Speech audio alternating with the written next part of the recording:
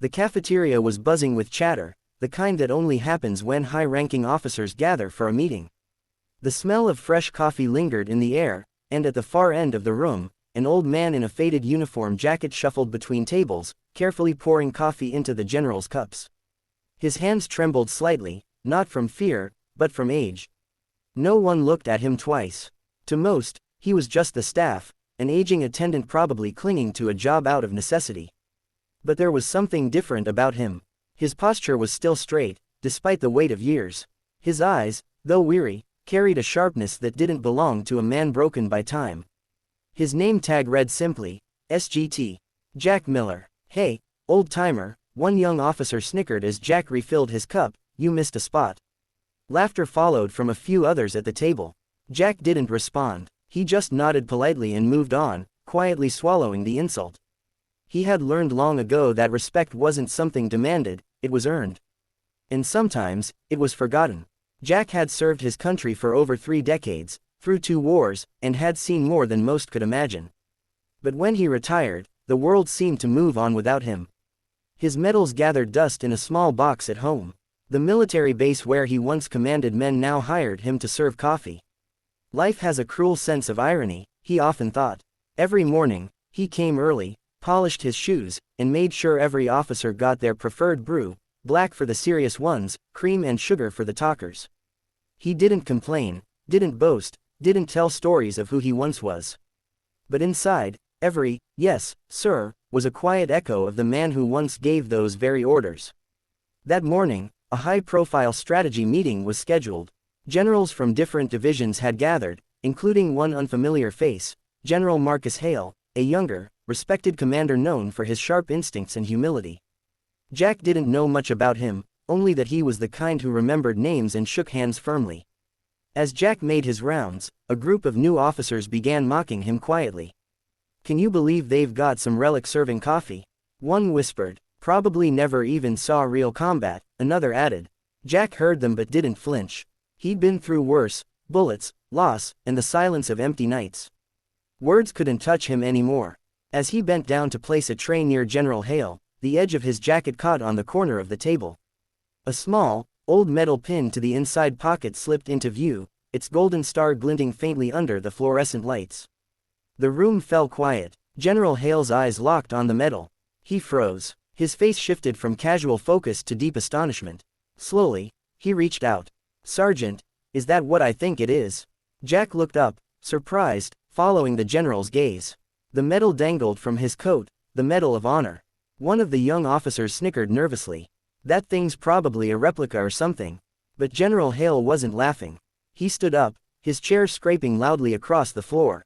"Everyone, stand." The officers glanced at each other, confused, but obeyed. Hale's voice carried the weight of command. "That's not a replica," he said firmly. "That medal is only given to heroes who've done the impossible." All eyes turned to Jack. He looked uncomfortable, his hand instinctively covering the medal. "Sir, it's nothing. Just an old memory." Hale shook his head. "With respect, Sergeant, men don't get that medal for nothing. Tell them, please. Tell us what you did." Jack hesitated. His throat tightened. He hadn't spoken of that day in years. The faces, the sounds, they still haunted his dreams. But the room waited in silence, and something inside him stirred. "Maybe it was time. It was a long time ago," he began softly. "Vietnam, 1968. My unit got ambushed deep in the jungle. We were outnumbered 5 to 1. I was a staff sergeant then. My CO was hit in the first minutes. We were pinned down, low on ammo, and the medevac couldn't reach us." The officers listened, rapt. Even the ones who had mocked him earlier couldn't look away. Jack continued, his eyes distant. "I crawled through open fire, dragged out 6 wounded men one by one. Took a round in my leg but kept moving.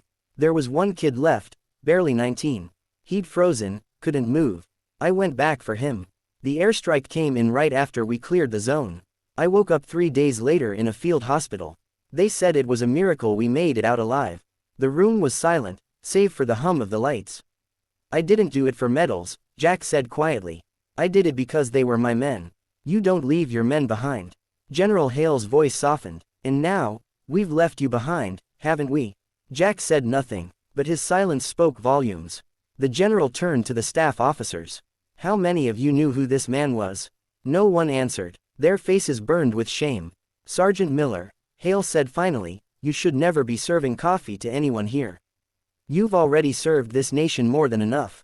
He placed his own hand to his chest, saluting the old veteran. One by one, the others followed, every officer in the room standing at attention, saluting the man they had once overlooked. Jack's eyes glistened. For the first time in years, he felt seen, not as an old man, not as a forgotten worker, but as a soldier again. After that day, everything changed. The story spread through the base like wildfire. The old man who served coffee turned out to be a living legend. General Hale arranged for Jack to be reinstated as an honorary advisor for the training academy. His photograph, young and proud in uniform, was placed on the wall of honor. But for Jack, it wasn't about recognition. It was about purpose. Every week, he'd sit with young cadets, sharing lessons about courage, sacrifice, and humility. He reminded them that true strength wasn't about rank, it was about heart. One day, a young recruit asked him, "Sir, do you ever regret coming back here after everything?" Jack smiled faintly. "No, son, sometimes life brings you full circle. Maybe I was meant to serve coffee that day, so someone would finally notice the story behind the cup." The recruit nodded, speechless. As Jack walked across the courtyard later that evening, the flag fluttered high above the base.